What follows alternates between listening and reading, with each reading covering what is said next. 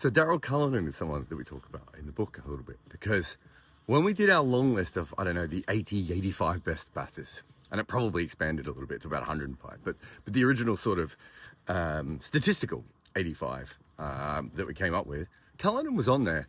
And you know, as an Australian, you can imagine, especially someone who grew up in that era, I was a bit like, really? So I got a bit obsessed with Daryl Cullinan. Cullinan had an interesting one. He played in one of the lowest scoring eras of all time. And then his wickets were quite low scoring.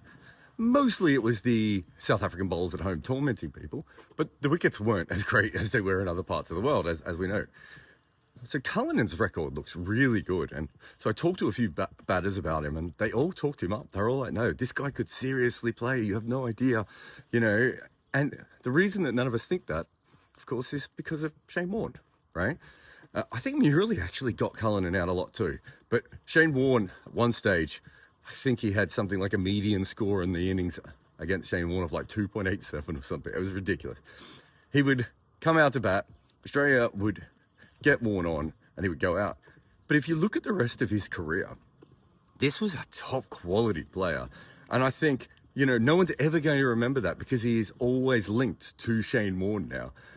Sometimes you're just unlucky. You know, the player who is perfectly set up to destroy you is the one who happens to be in your era.